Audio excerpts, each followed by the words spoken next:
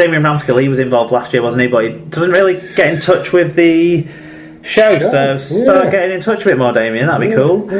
Thomas Mannion is another one who was involved in the league last year. Let's hear from you each week. Don't just Thomas. Get involved, lads.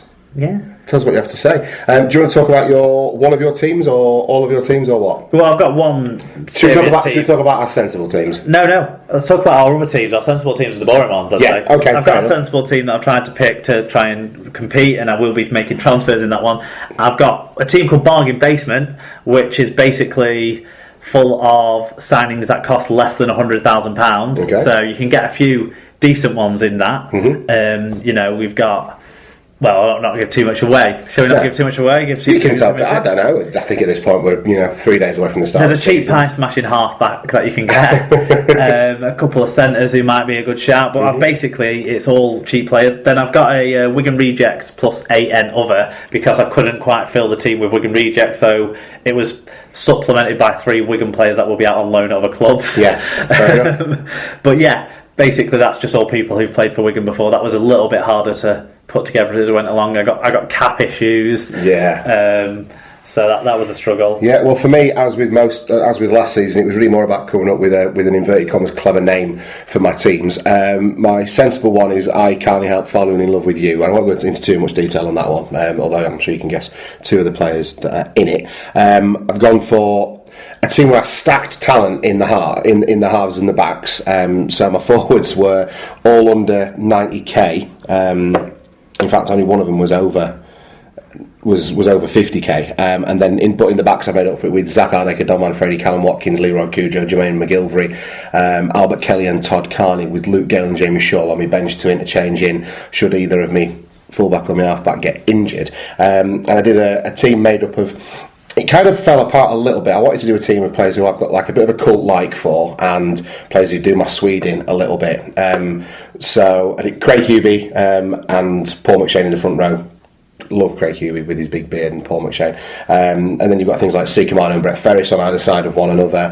Tom Hubie and Ferris on the same side. Hubie and Ferris on the same side as well when love and hate collide. You see what I did there? You go, Thank you. Yeah.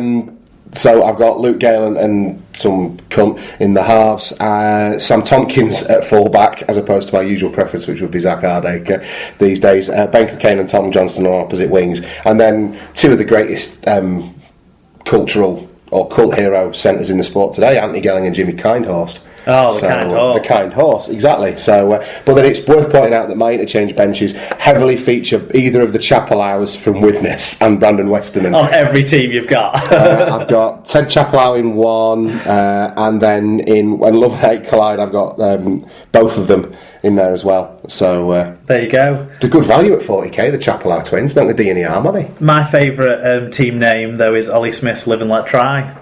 Oh, good work. Yeah. Yeah, I like style. So that's the best one in there so far, but you can still get involved there, so yeah. I want to know what Luke Walsh Disco Pants means. That's one of Bowie's, isn't it? Yeah, Stephen Bowie. Luke Walsh's Disco Pants. Don't know.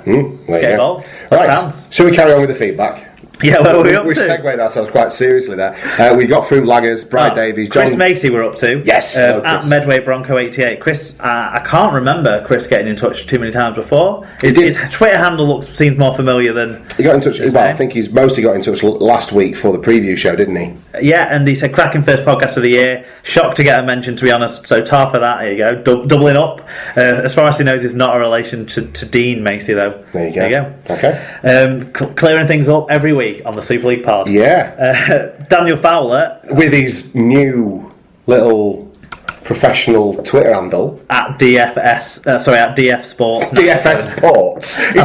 He's not bringing alcohol into the... He's not an off licence. DF Ports 97.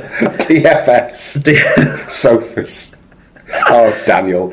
Sorry, mate. Sofas and Sofas and fortified wines. Yeah, there you go. Anyway, yeah, he said superb first podcast of 2016 by the Super League pod lads. Now, Daniel Fowler has come on leaps and bounds since a year ago. About this time a year ago, we were getting ready to listen to his wrap up of the Auckland Nines, and it was great that he did that for us, and it was really a really good piece of the show. And now he's writing for everyone, isn't he? He's all over the internet, so he's doing a great job. I hope he remembers us when he's presenting Super League coverage on Sky one day. Wrote a couple of good pieces around the Lee Centurion story when that first broke, that we'll get to in the news. Yep. So yeah, keep up the good work, Dan, and everyone read his stuff and support his work. Yes. Remember where you found it, where you saw him first? Yeah, here on the Super League pod. Dave Sharp at Who Are Warriors said, just had a listen to the podcast. You're so right about our powder puff pack from a worried Hull KR fan. Keep up the good work. That's amazing. Thank you for getting in touch, Dave. Now, Dave, I think, if I remember Dave right, he was the guy that voice recognised me at Magic Weekend in 2014. Yeah. Let us know if that's true, Dave. I think it is. That's I think tremendous. He's the chap. Yeah, superb. Rod Hutchinson at Lakes Rhino said, great show, lads. Only a week to go to the start. Season starts. Can't wait. Michael Donnelly, who is our Scottish Castellan fan. We are big fans of Michael Donnelly. He said, great humour, discussion and analysis, gents. Buzzing for the Super League season. Hashtag allez, allez, allez. Very good. There you go. And finally, Elliot Wrench, who's got a good name as well in the team, the Toolbox. Yeah, I like his style, the Wrench. Yeah. Awesome as usual, roll on episode 2 of 2016. If that's the benchmark, it's going to be a good one. Okay, well, the last 5 minutes of us segueing off into reading out our dream teams has probably lost us any traction that we built up with that amazing first show, but let's hope we can get it back pretty swiftly. We made a few sensible digressions there. I think we've done a good job. Okay, so let's talk about the first new feature of the season as we reveal Tom's poll.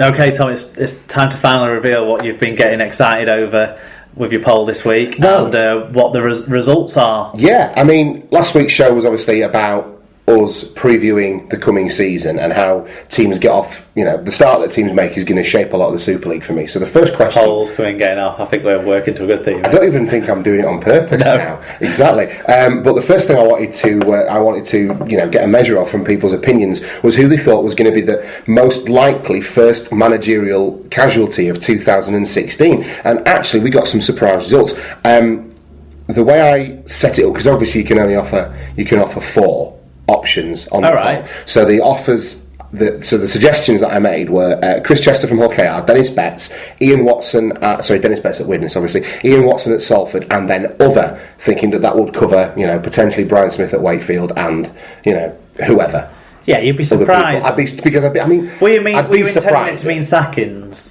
Just depart, just whoever goes first, for whatever reason, whether they quit or whether they get sacked. So that's what I went for. And I thought that other would be fairly high because people would think perhaps Brian Smith at Wakey and what have you. Surprisingly, though, there was by some distance a clear favourite on this, and it was Chris Chester at Hull KR with 59% of the vote, which is massive, a load more than I thought. We talked quite a lot about Hull KR being weak in the forwards and perhaps they're going to struggle this year, but I kind of alluded to the fact that they've got a lot in the backs and that might keep them afloat. You sort of wonder if the players had let Chester go, because you kind of think with Chester there, the players like Campese get to run things. Yeah, exactly. That's the impression I'd get. Yeah, maybe they're more in charge than he is. But Chris Chester got 59% of the vote. Dennis Betts was people's favourite to keep his job. He only got 8% of the vote. Ian Watson got 17%, and then others got 16%. So my poll has brought out a very firm answer this week. Yeah. So we got some tweets in on it as well. Dave the Pigeon, who's a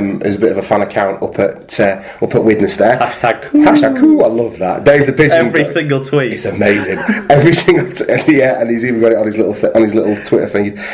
So Dave the Pigeon got in touch. Betts is a coaching genius. Look at what he achieved with comparatively low resources. Hashtag cool. I don't think you were putting Betts in because we don't like him. We do love the Cookie Monster coach on this podcast, don't we? They finished. It was looking at that bottom 4 and kind of working out who was going to be. But also, we don't. There's a lot of people not expecting Widnes to have a very good season this year, and that might be. You think Betts maybe could himself say, "Oh, I'm tired of this." Yeah. And then Mark Butler, 1978, he got in touch, and I think he must have voted other as well. But he's voted for Lee Radford at Hull FC. He's gone Radford. Don't see Hull ending up in too much trouble, but he seems the most out of his depth considering the size of the club. Yeah, they do get average 11,000 or more. Home crowds, the 4th or 5th highest average attendance in the league, 4th, I think.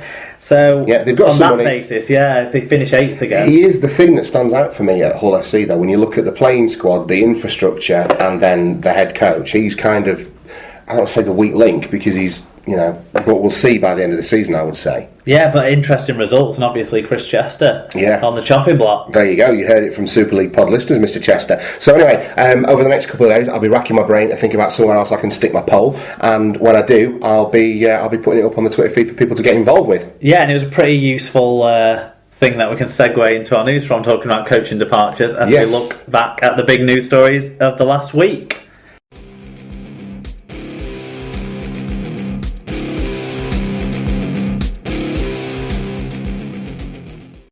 Okay, so news from around the world of rugby league, Matt. Rugby league's gone fucking nuts this week. Well, I don't know what's happened. It's like someone's picked up rugby league and fed it Skittles and Red Bull.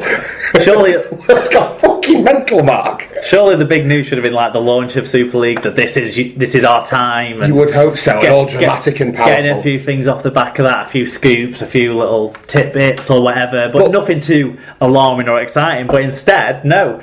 Boom! Rugby league's gone crazy. Stories going crazy, and we've probably buried the lead this week. We have, because we're not sure which one should have been. But we're going to start with where we just left off with Tom's poll. Yes. And riding in on Tom's poll, on Tom's poll's blind side, as the first managerial departure of 2016 was Paul Rowley. Okay. He resigned from Leeds Centurions. He said, "It's with a heavy heart I've decided to resign as coach of Leeds Centurions. My reasons for leaving are personal, and I will not comment further in public or in private. I love Lee, my club, and I thank all the supporters for their support for me as a player, and more recently for their support in my journey as a coach." Very good. Yeah, Derek Beaumont, the chairman, described in an official club statement. He said it's a very sad day for Leeds Centurions. It is still no. I think you should have to do it in a Derek Beaumont style voice. I don't know what his voice is like, so you're going to have to do it. Some sort of COD Phoenix Knights sort of style.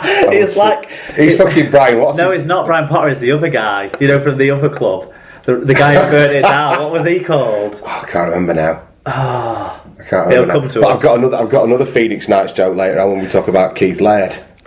Keith Laird, sorry. Go on. Anyway, it's still sinking in, and I would have preferred time to pass, but inevitable media pressure requires the club to respond officially in order to remove any speculation. Whilst we're extremely disappointed and shocked, we wish Paul Rowley well, and I hope our fans will do the same. He is a proud, passionate man and deserves the utmost respect, which he will always receive from me personally. So the development of that story today is Rowley's been formally replaced by his assistant and former Leigh forward Neil Jukes, who made his debut for Leigh against Swinton in '95, made 32 appearances before his playing career was cut short by injury in a short spell at Rochdale in '98. Then turned his attention to coaching. He coached in the amateur ranks with Innsrose Bridge, which is obviously not far away, also coaching Lancashire. Rejoined Leigh in 2009, coaching the reserves to a Division 1 league success. Beaumont said about this, "It's not a difficult appointment or one that needed much consideration, if any at all. As everybody knows, I have a huge amount of respect for Rolls and value his opinion. In his letter to the board, he suggested that Neil should be promoted as his predecessor."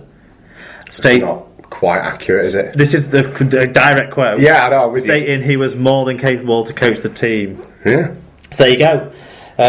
Neil Jukes has taken up with a bit of speculation about people, bigger names than that, Harris and Long and Brian Noble, Millward, and even McNamara got a mention. But I'm surprised Jeff Tooby wasn't associated. But in the end, they've stuck with some sort of consistency in the patterns of play, the setup with the club. But we had a couple of tweets on this, didn't we, Tom? Yes, we did. Jerome Wheel got in touch. He's at Wheel44 if you want to follow him. He said, "What? Would hope to see him coaching again soon." And Elliot Wrench got in touch and said, "Didn't see that coming. Is there something else going on?" Well, rumours abound, but we're not going to comment too much on that because it's obviously... Well, we've each seen very vastly different rumours, range of rumours ourselves. Exactly. But I think what's important... It wouldn't be fair to speculate on any of them at this point. No, exactly. But I think what's important to say is that this could...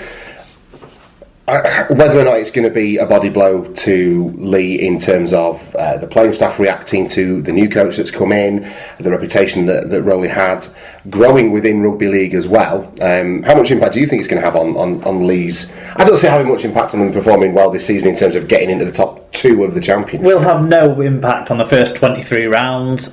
Which gives them time to get used to the new coach, I suppose. I don't know what impact it'll have in the Super 8s. Lee have got a lot of questions to answer in that. Dan Fowler's piece I mentioned before, actually, on Love Rugby League, talked about that very well. If you can dig that